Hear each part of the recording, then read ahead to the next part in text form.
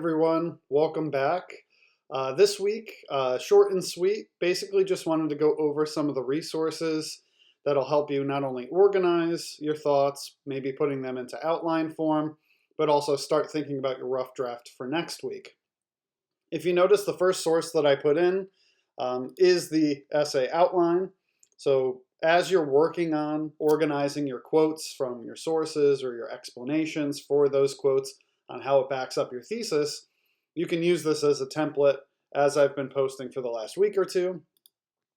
Then I have a source from Critical Reading, Critical Writing about integrating sources, not only into paragraph form, but into outline.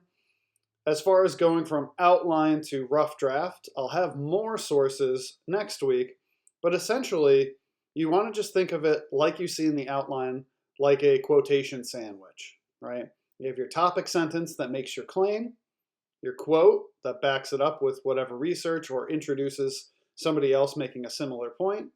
Then you explain why that quote backs up your point.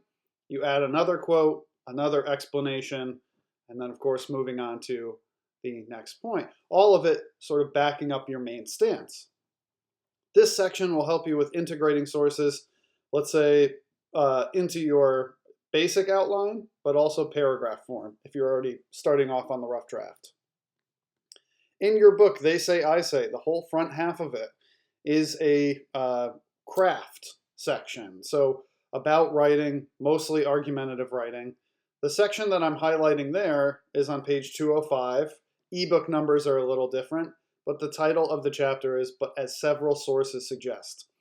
This is a longer chapter that not only has templates on the sentence level, but will also have you looking out for things like confirmation bias, or how to combine two people making a similar point into something that flows together nicely.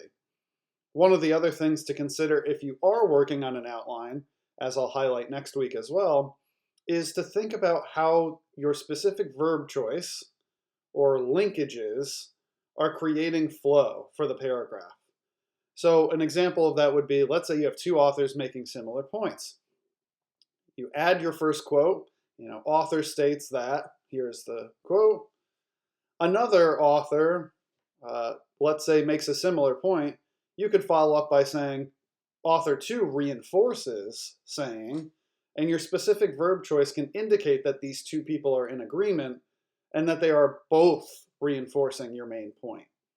If they're disagreeing, or maybe one is building off of each other, you can use specific verbs, or you can indicate that it's a sort of sequential thing, right? The book will detail all of that as well, and like I said, give you templates even on the sentence level there, all right? Finally, your discussion post for this week is giving you a taste of what's called a formal annotation. So for longer papers and writing-based courses, oftentimes they're going to ask you to do an annotated bibliography. And this week's discussion post is you doing an annotation for one of the sources that you're using for your essay. So the first question is, what are the main ideas or the purpose of the source? How do you know the source is reliable, or the authority is the second paragraph? And finally, the relevance. Where does this fit into your paper? And now think about the outline for this section, okay? Does it fit into the context? Does it fit into your first reason, second reason, counter argument? Be as specific as possible. And if you notice, by each one of those, I want you to write those in 3 to 4 sentences to be as concise and specific as possible, okay? These are annotations, meaning they're meant to be shorthand for you to go back and see exactly where the source fits, why it's reliable, and maybe what quotes it contains.